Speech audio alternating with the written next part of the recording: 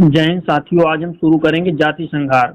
जाति संघार पर एक व्यापक चर्चा करेंगे और इसको विस्तार पूर्वक समझने की कोशिश करेंगे। जाति संघार कैसे और कहाँ उत्पन्न होता है, किन परिस्थितियों में उत्पन्न होता है, इसको पूरी तरीके से समझने की कोशिश करेंगे। जाति संघार का शाब्दिक अर्थ है जेनोसाइड, जो दो शब्दों को योग से बना है, जीनोस एवं साइड।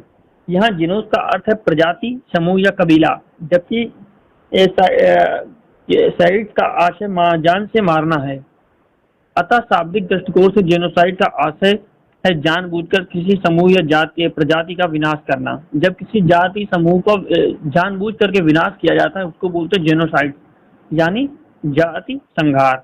जाति को टारगेट करके, समूह को टारगेट करके मारने को जाति संघार कहा जाता है। इसका सामान्य अर्थ देखिए क्या है।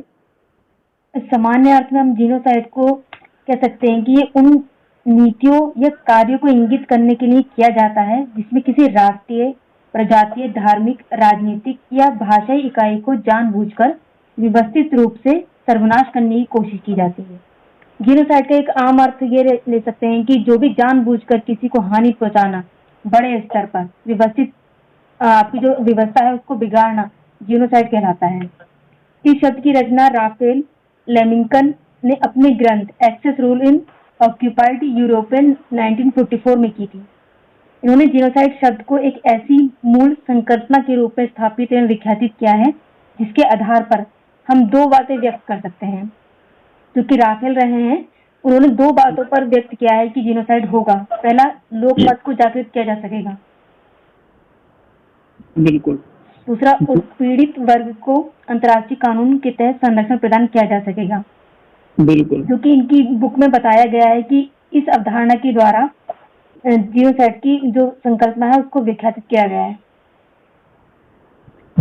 इन प्रयासों के फलस्वरूप 9 दिसंबर 1948 को संयुक्त राष्ट्र की सामान्य सभा ने जाति संहार के निरोध एवं दंड संबंधी प्रावधानों को सर्वसम्मति से स्वीकार कर जाति संहार को दंडनीय अपराध बना दिया गया।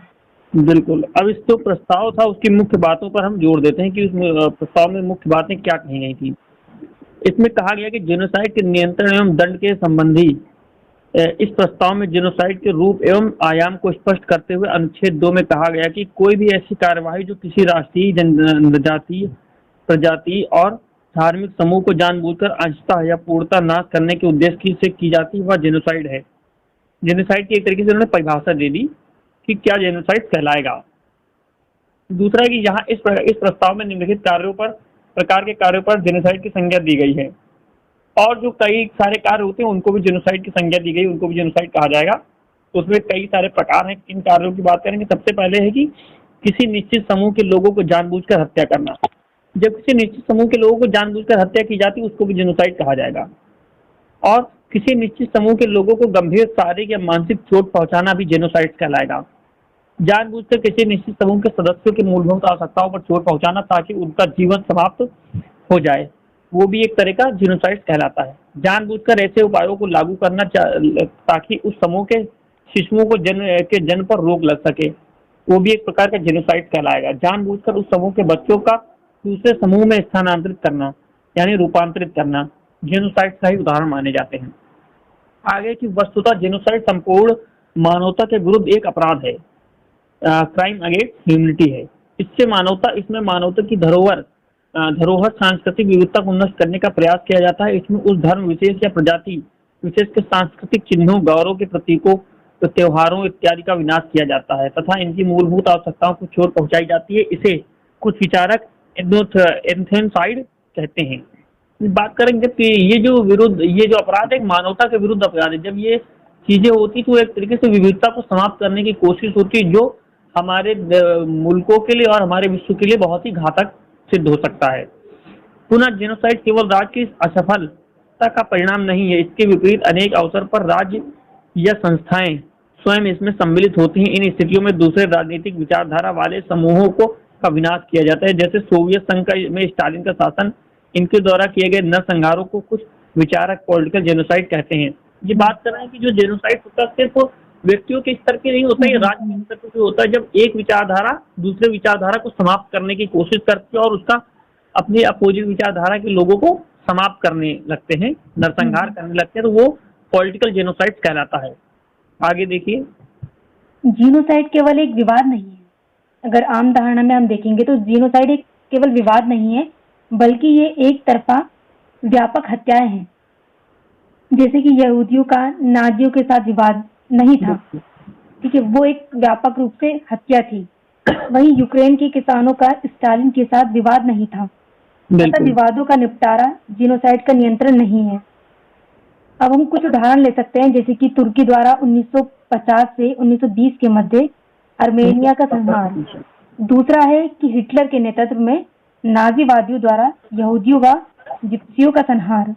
तीसरा उदाहरण ले सकते हैं रवांडा व बुरुंडी में हुतू एवं तुत्सी समुदाय के लोगों की हत्या। बिल्कुल, जो रेडियो रवांडा की बात की थी हमने, जी जी वही है। हाँ, कंबोडिया में खमेर रूज के काल में की गई हत्याएं, ये भी जीनोसाइड का उदाहरण कहलाएगा। और यूगोस्लाविया में कोसोवो में सर्बों द्वारा की गई हत्या। ये कुछ उल्लेखनीय जो घटनाएं हैं ये बताई गई हैं जो जीनोसाइड के उदाहरण रही हैं। उल्लेखनीय है कि इस संदर्भ में यूगोस्लाविया के तत्कालीन राष्ट्रपति स्लोबोदन मिलोसेविक को अंतर्राष्ट्रीय न्यायालय द्वारा सजा भी सुनाई गई थी इसमें। बिल्कुल। आगे की जेनोसाइड के नियंत्रण और समाप्ति के लिए प्रयासरत अंतर्राष्ट्रीय संस्था जेनोसाइड वॉच के अध्यक्ष ग्रेगरी स्टेनन के अनुसार जेनोसाइड एक प्रक्रिया है जो कि 8 चरणों के माध्यम से विकसित होती है। ये बोल रहे हैं कि जेनोसाइड जो होता है वो एक प्रक्रिया है। वो अचानक से जेनोसाइड किसी का नहीं हो जाता, जाति संघार अचानक से नहीं होता समूह के प्रति। वो एक प्रक्रिया है। वो प्रक्रिया किस तरीके से डेवलप होती, किस तरीके, जैसे हमने सांप्रदायिकता को पढ़ा था ना, वो एक प्रक्रिया है। किस तरीके से क्या क्या चीजें आपके राज्य में, आपके मुल्क में, आपके विश्व में होंगी तो वो सांप्रदायिकता की तरफ दिखेगा। उसी तरह जेनोसाइड की भी एक प्रक्रिया है। इसमें क्या होता है कि वर्गीकरण, पहले इसका क्लासिफिकेशन किया जाता है। इसमें विभिन्न सांस्कृतिक वर्गों का वर्गीकरण जैसे हम लोग और वे लोग के रूप में किया जाता है। सबसे पहले क्या होगा कि हम लोग और वे लोगों की बात की जाती है। दूसरा हम इसको दे सकते हैं प्रतिकरण, मतलब प्रतिकरण यानी सिंबलाइजेशन किया जाता है। यदि कोई भी जीनोसाइड का सामने आपके आ रहा होगा तो उसका कोई प्रतिकरण होगा, यानी कोई ना कोई चिन्ह जरूर होगा। इस अवस्था में वर्गीकृत वर्गों को प्रतीकों के माध्यम से चिन्हित किया जाता है, जैसे कि जिप्सी, यहूदी आदियों ने किया था। इस क्रम में मुख्यतः घृणा के चिन्हों या प्रतीकों के चिन्हों का प्रयोग किया जाता है। बिल्कुल, पहले वर्गीकरण किया जाएगा, उसके उनका प्रतीकीकरण किया जाएगा, उनको प्रतीक के माध्यम से उनको पहचाना जाएगा। फिर अमानवीयकरण, इसमें कि इस अवस्था में एक समूह दूसरे समूह की अमानवीयता को अस्वीकार करता है। इसमें विरोधी समूह के लोगों को मनुष्य से नीचे की श्रेणी अर्थात पशु, कीड़ा या बीमारी की तरह समझा जाता है। ये जो अमानवीयकरण होता है उसमें ये कह रहे हैं जो दूसरे अपोजिट साइड वाले होते हैं, जिनके साथ जनसंहार होने वाला होता है, जाति संहार होने वाला होता है, उनको ये दूसरा ग्रुप ये दिखाने की कोशिश करता है कि ये मनुष्य से नीचे हैं, ये हमसे नीचे हैं। तो उनको उस तरीके से, और उनको एक जो समस्या होती है उसका कारण उन्हीं को बनाया जाने लगता है। जैसे कोई भी जो समस्या होगी तो सामने वाली दूसरे वाले लोग उसको पार्टिकुलर बताएंगे इनकी वजह से ये समस्या उत्पन्न, जैसे कि हीनता का भाव आप कह सकते हैं इसको। हाँ। अब उसके बाद होगा संगठनीकरण, ऑर्गेनाइजेशन। जीनोसाइड हमेशा संगठित रूप से होता है, इस हेतु विशेष दस्तों का गठन व प्रशिक्षण होता है। ये बोल रहे हैं कि जब फिर उसके बाद लोग संगठन बनाने स्टार्ट कर देते हैं और उसके द्वारा आगे कार्य बढ़ता है। फिर होते हैं ध्रुवीकरण, जिसको पोलराइजेशन बोलते हैं। इसमें दुष्प्रचार के माध्यम से समूह का एकीकरण किया जाता है और दूसरे समूह को पृथक किया जाता है। क्या होगा कि जो पोलराइजेशन होता है, ध्रुवीकरण, कि किसी झूठी बातों को लेकर के उसको बहुत प्रोपोगेंडे की तरफ फैलाया जाएगा और जो दोनों लोगों को एक अलग समूह में बांट दिया जाएगा। जो लोग जिनका जाति संहार करना उनको अलग समूह में और एक साइड दूसरे समूह में, इनको एक तरीके से पृथक कर लिया जाता है दूसरे समूह को। फिर तैयारी होती है जिसको प्रिपरेशन का मोड बोलते हैं। इस अवस्था में जाति या धार्मिक आधार पर विशेष समूह की पहचान कर उन्हें अन्यों से पृथक कर लिया जाता है। अब जब इसकी प्रिपरेशन होगी तो ये एक तरीके से ऑफिशियल तरीके से पूरा उसको पहचान कर लेंगे, जैसे दुकानों की पहचान कर ली जाती है, गली मोहल्लों की पहचान कर ली जाती है कि इस गली मोहल्लों में ये दुकानें इनकी हैं, उनकी एक पहचान की जाएगी। पूरी प्रिपरेशन होती है इसकी तैयारी। उसके बाद आता है विनाशीकरण। इस अवस्था में दूसरे समूह का पूर्ण पूर्ण रूपेण विनाश किया जाता है, उन्हें मानव के रूप में स्वीकार नहीं किया जाता। ये यहाँ से एक तरीके से निर्दयता का पूरा तांडव होता है। फिर उसके बाद अस्वीकृति, इसमें जाति संघार में संलग्न अपराधी इस बात से इनकार करते हैं कि उन्होंने कोई अपराध किया है।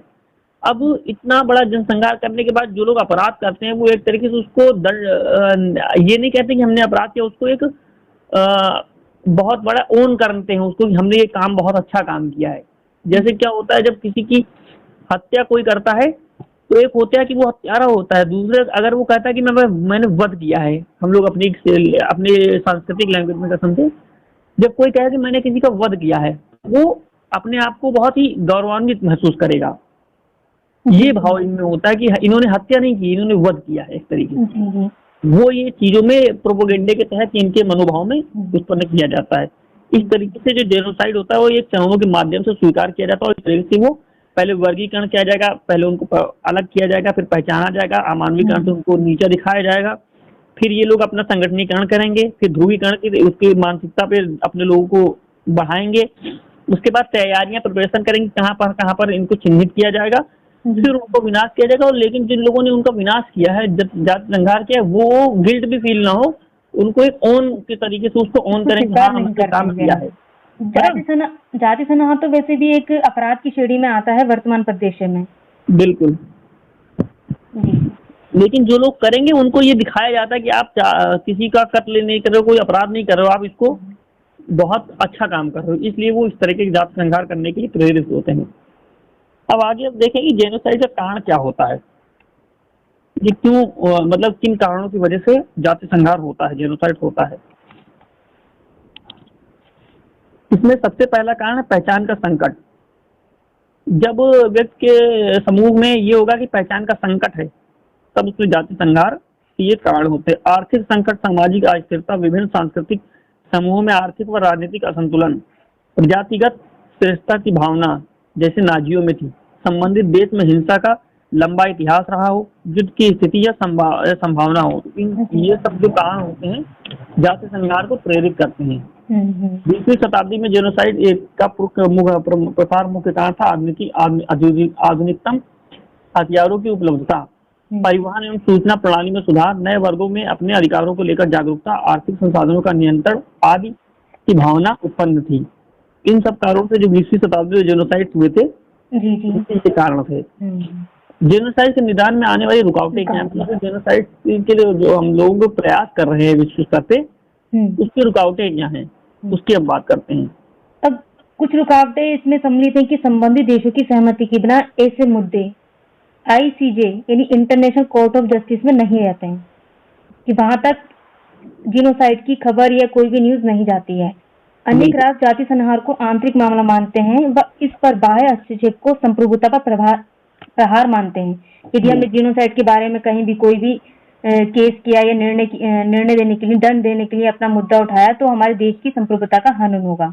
ये आने वाली रुकावटें हैं। इसमें राजनीतिक हत्याओं को शामिल नहीं किया गया है और जेनोसाइड की परिभाषा पूरी तरह से स्पष्ट नहीं है। ये एक बहुत बड़ी समस्या है इसको रोकने में। इस संदर्भ में अंशतः या पूर्णतः शब्द का प्रयोग किया गया है, परंतु ये अस्पष्ट है। बिल्कुल। जो भी ये 4 मुद्दे बताए हैं जो जेनोसाइड की निदान में आते हैं, रुकावट सबसे बड़ी है कि ICJ में रिपोर्ट नहीं पहुंचती है, आंतरिक मामला मान लेते हैं इसको, ये संप्रभुता का हनन हो जाएगा, इससे हम बाहर लेकर जाएंगे इस केस को, राजनीतिक हत्या को इसमें शामिल नहीं किया गया है और जेनोसाइड की परिभाषा को पूरी तरीके से परिभाषित नहीं किया गया है। आगे हम देखेंगे नियंत्रण के उपाय। नियंत्रण के उपाय में है कि 7 अप्रैल 2004 में UN महासचिव कोफी अन्नान ने भविष्य में जेनोसाइड को रोकने के लिए एक विशेष सलाहकार की नियुक्ति की बात की थी तथा 5 पॉइंट एक्शन प्लान की शुरुआत की। ये 5 बिंदु इन लोगों ने स्टार्ट किए कि इन चीजों पर हम जेनोसाइड को रोकेंगे, ये रोकने के उपाय होंगे। सशस्त्र संघर्षों को रोका जाए क्योंकि समानता जेनोसाइड इन संघर्षों में होते हैं। दूसरा, सशस्त्र संघर्षों के दौरान नागरिकों की रक्षा के लिए विशेष व्यवस्था की जाए। तीसरा पॉइंट है कि संभावित दुष्परिणामों को खत्म करने के लिए न्यायिक प्रक्रिया का प्रयोग किया जाए और सूचनाओं का संग्रहण एवं पूर्व चेतावनी जारी की जाए ताकि आवश्यकता पड़ने पर सुरक्षा परिषद की मदद ली जा सके। सबसे अंत में आता है कि आवश्यकता पड़ने पर तुरंत एवं निर्णायक कदम उठाने की बात हो। अब कुछ अन्य उपायों में भी हम देख सकते हैं कि मानवीय मूल्यों एवं मानववादी भावनाओं को प्रसारित किया जाना चाहिए कि हर प्रत्येक व्यक्ति में समाज के उनमें मानवीय मूल्यों को बढ़ावा दिया जाना चाहिए। जीनोसाइड के निवारण हेतु अद्वैत वेदांती अवधारणा प्रबल भूमिका निभा सकती है। इसके अनुसार हम सब नैतिक दृष्टिकोण से एक है, मूलतः एक है, हम सब मूलतः ब्रह्म ही हैं। इस तरह की अवधारणा अगर समाज में हम फैलाएंगे तो जीनोसाइड का निदान हो सकता है। वहीं हमारे दार्शनिक रहे रामानुज, उन्होंने कहा है कि सारे जीव ईश्वर के अंश हैं, इसलिए हम सब समान हैं। एक अवधारणा हमारी सबसे श्रेष्ठ है कि वसुधैव कुटुंबकम की अवधारणा को प्रसारित किया जाना चाहिए। वही दार्शनिक हमारे रहे हैं लेबनिज के अनुसार सभी जीव चेतन है, इनमें कोई गुणात्मक अंतर नहीं है। आगे कांट के अनुसार प्रत्येक मनुष्य अपने आप में साध्य है, उसे साधन नहीं बनाया जाना चाहिए। ये कुछ मानवीय उपाय हैं जिससे जीनोसाइड के निदान हम कर सकते हैं। बिल्कुल, एक तरीके से देखा तो जीनोसाइड जो मुद्दा है बहुत ही व्यापक मुद्दा है और हर देश में जगहों पर देखा गया है कि जीनोसाइड होता है। कई जगहों पर ये मुद्दे खुल करके बात होती, कई जगहों पर मुद्दों पर खुल के बात नहीं होती है संप्रभुता के कारण। तो उसे हमें ये देखना होगा कि जेनोसाइड के जो हमने सबसे पहले पढ़े थे कि किस तरीके से जेनोसाइड क्या चीजें हो। तो जेनोसाइड एक तरीके से देखा जाता है जब किसी वर्ग विशेष को टारगेट किया जाना लगे, किसी देश में समस्या जो हो रही हो उसका कारण उसी वर्ग को माना जाने लगे, उससे एक तरीके से भेदभाव किया जाने लगे, उसे अछूत माना जाने लगे, उसको ही सभी समस्याओं का कारण माना जाएगा। तो वहां पर हमें समझना चाहिए कि जेनोसाइड की ये एक शुरुआत है। इन चीजों को अगर व्यापक स्तर पर और बढ़ाया जाएगा और लोगों के द्वारा सपोर्ट किया जाएगा तो ये चीजें जाति संघात जैसी चीजें उत्पन्न हो सकती हैं। तो हमें उन चीजों से बचना चाहिए। अब आगे हम देखेंगे दंड के समर्थन वगैरह कैसी थी और उनसे बात